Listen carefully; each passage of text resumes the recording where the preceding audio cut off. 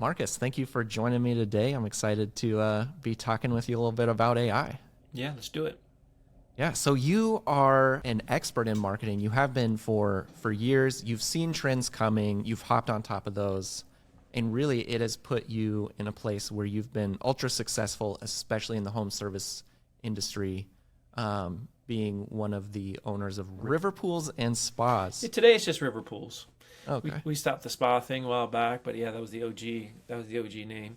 The thing about home services and blue collar, if I'm being very honest, when new technology comes into the fray, most companies aren't going to respond, and they're just not thinking that way. They're too busy hammering nails or digging ditches, whatever it is, and not thinking about how can I really grow and scale my business with technology. So it gives you a first mover advantage in that home improvement space. And for those that are willing to experiment, and we're seeing more of it. I'm seeing more, this next generation of, let's say, contractors and folks that are in blue collar, home improvement trades, etc. They are more native when it comes to digital and when it comes to tech. And so we're seeing more and more do that. We're seeing a lot of podcasts that are popping up with, everything to do with blue collar right now, which is pretty cool. And so there is a good movement there, and there's a good movement on just general learning. Notwithstanding, you still can, if you're a fast mover in this space, you can really crush, right? And that's why AI is such an opportunity. If you look at a lot of the folks too that are in home improvement, they don't have big marketing departments. And so what can AI do for you? Well, if you know how to use it the right way, it can become a tremendous marketing department.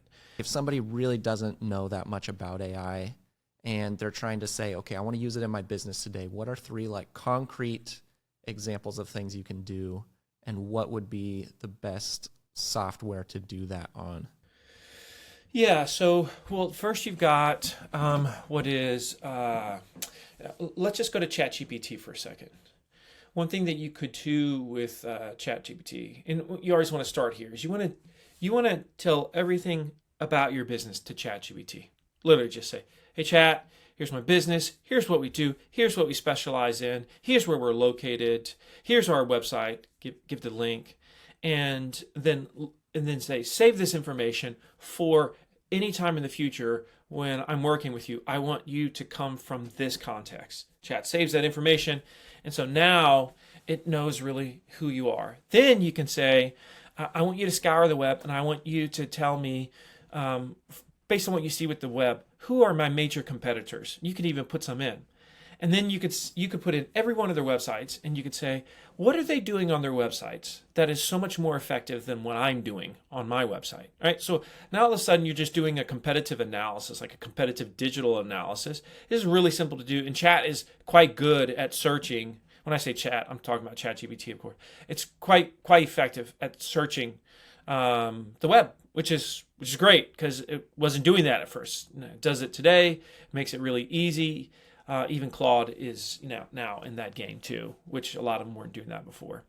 So that's the first thing you can do. Next thing you could do is you can do ideation for content. So if you've read They Ask You Answer, soon to be endless customers, you're going to be able to do things like say, all right, I want you to follow Marcus Sheridan's Big Five methodology, and I want you to brainstorm, let's call it, 50 potential article titles and video titles following that Big Five methodology and specific to our industry. And if you give it a few different examples, and we can, in fact, we could probably put some links here or some images to what those would look like. If we give it some specific examples of other Big Five article titles, video titles, now all of a sudden it's got a great reference point, and it'll do an amazing job in terms of giving you what is a super solid, just super solid editorial calendar of ideas potentially. You could even say, once you get all the ideas, I want you to go ahead and I want you to turn this into an editorial calendar where we're doing 3 articles and 2 videos a week for the next 6 months. pop, pop, pop, pop. It lays it all out for you. You can say, do this in a table format, and like, bam, it's done. And it's like you've done just days worth of work, and it's taking you an hour. That's a beautiful thing. One thing you can do, of course, next is you can produce the article itself. And when you produce the article, the key is to not just have chat do it, but to teach chat how to speak for you. So in other words, you want to tell chat, listen, I want you to sound very human. I want you to have empathy. I want you to start with the problems that they're feeling and that they're searching, specifically to whatever the title of the article is. I want you to be thorough but not waste words. I want you to speak at a 12-year-old reading level, which is actually a pretty important thing to ask it to do, because that's about the right complexity for the any type of language you're going to be using for the written word. And in the course of doing this, now you can get the article, and then you add in personal story and experience, and you edit in some of your own personal flair, like your own way that you might use words. And suddenly, you've cut your article production time down by 50, 60, 70%, which is very, very possible. I want to stress though, Austin, you should still add personal or customer experiences every single time. Okay, that's what I was going to ask, because a lot of people say don't just use what it spits out. And it's tempting because, like you said, it'll give you oh, here's some great titles. It's tempting to say, well, especially if you're good at prompting it to sound very human. I mean, you can prompt it to make some local, joke references. I mean, you can do all types of things to make it feel very human. That being said, there's still an element that the brain says, is this really created by a human? Which is why you also want to make sure you speak in first person or first company. Hey, here's what we do at Impact. One of our customers came to us recently, and here's what they said, right? Like words, phrases like that. Don't be generic third person with everything you do. And if you do that, it's just not going to have that vibe. So I would always suggest, whether it's chat or whether it's Claude. And by the way, Claude to me is a little bit better of a writing tool, but it goes back and forth, between Claude and chat. So, I think they're both solid for that. For researching and for ideation, I definitely like chat more. I think it's better. For that. Yeah, that is what I was going to ask to clarify on, because people say make sure you make it human. And does that mean just reading it and literally retyping it? But it sounds like just adding in your own stories and personal experience. Yes, to and just what nuance to the way that you communicate. You should tell chat, listen, I want it to have variation in paragraph lengths. Because if you don't, it might have everything looks like it's the exact same, 40 words per paragraph. Don't fall for that. Make sure that some of your paragraphs are really short, sticky, punchy sentences. Some are longer, some are in between. You've got bullets, you've got bolds. If you look at something, and it could be done in a bullet point list, it could be done, in a different style. Make sure you add that in there. But there should be plenty of signals that says this was written by a human. Mm-hmm. If anything, it should feel very, very human. Yeah, because would that end up being more hurtful than helpful if you just spit something out that's clearly AI and people are reading that? Does that lose a little bit of trust? Or I mean, I think it could. It's similar to if you're listening to somebody and they're reading from a teleprompter, you think to yourself, you're actually not that smart. You don't really know your subject matter. Because if you knew your subject matter, you wouldn't be reading from a teleprompter right now. And so I think the same thing, applies here. That personal story, I just see it missed so much though, Austin. Folks, I mean, companies as a whole are not great storytellers. And, as we continue moving forward in the AI age, you need to become a great storyteller. Now, I shouldn't say this, but I am anyway. AI will make up really great stories. And it will make up customer stories for you. And you can have it do that. I wouldn't necessarily suggest that, because I don't want you to be lazy, and we want this to be as real as possible, right? So that's one thing that you can do. So we've got We've got what is competitor analysis. We've got ideation. We've got generation of articles, right? By the way, you could do the same thing for like what would be a video outline. You could ask it to make a video outline script, not the whole script that you would read, but the just general outline. And then you've got other ways to use AI. One simple way, this costs money, is for those that don't know, I've developed a tool called priceguide.ai.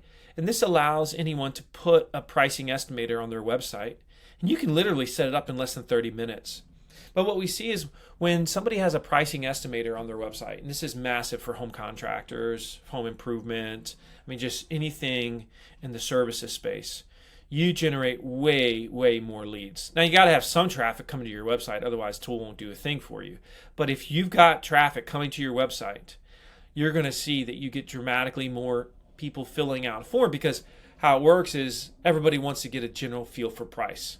And they're willing to give you their email if you're willing to give them a pricing estimate, something that most of your competitors won't be willing to do. And keep in mind that what people really want is they just want to get a feel. They're asking themselves, can I even afford this? Am I in the game? Is this even worth my time to even inquire about? And oftentimes they won't even call a company because they don't know if they can afford it, and they don't have a good sense for it. The trust isn't there, and so you never get the call. And so, wow, like how sad is that? Yet you're saying there's no way we can talk about price. Sure, you could give an estimate and you can be safe about it, and you don't have to put yourself in a corner. It can be as broad and as rangy as you want, but you're going to find you get way more leads and you have better sales appointments. There's literally no argument on the planet Earth, if you're a service-based business, for you to not have some type of pricing estimator on your website.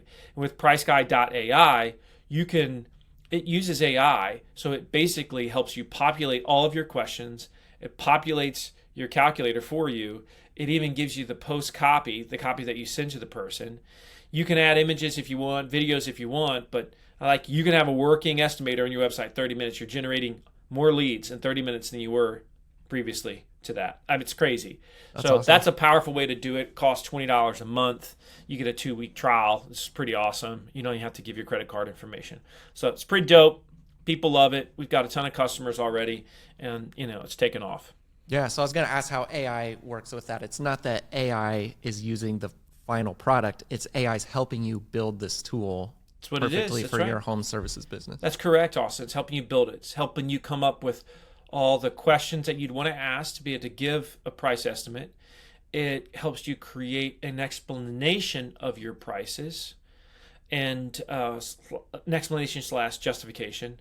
So, it just does all these cool things, man. And it's just wild. And it just makes your life so much easier. And you could go on there right now and you could, if you offer like 5 different types of services, as a home contractor, home improvement contractor, you could go on there right now and you could come up with a pricing estimate tool for siding replacement, one for roof replacement, one for window door replacement. It's like all these things, you just do it immediately, and it's wild. And you're like, holy cow, I just did that and it cost that much? Are you kidding me? So that's what's beautiful about AI. People worry about it taking jobs, but in the history of the world, yes, it's going to take jobs, and then we're going to find new jobs. That's always what's happening right now. Do you think the cavemen thought that, we'd be paying people to walk our dogs, in a couple thousand years? But that's what we do. And so, it's crazy how many things that there's jobs for. And it's great. It's beautiful. That's how humanity evolves. So we're going to keep evolving. And so I think we're going to find new jobs. Your job as a contractor is to get in the game, get in the sandbox, and to don't let the industry pass you by, and don't say, geez, why is everybody else marketing better than me, selling better than me, becoming more efficient than me? Well, the answer probably is they're integrating technology and AI into their business, and it doesn't cost you a ton, folks. So that's not an excuse. Only reason is you just don't have a vision for it, and you're being lazy. Yeah, and it sounds like the examples you gave today are not like sleazy ways to do it. It's ways that is both helping you with that competitor analysis, helping you think, and helping your customer and giving them what they really need to make a informed decision. Yeah, everybody wins with this. You can use AI with very high integrity, and it can increase trust, and that can actually increase the human feel of your business, of your brand. And that's a beautiful thing. Yeah, awesome. Well, thanks, Marcus. Those are three great ways people can get started today. Like you said, get out and do it, and we'll see you for more tips in the future.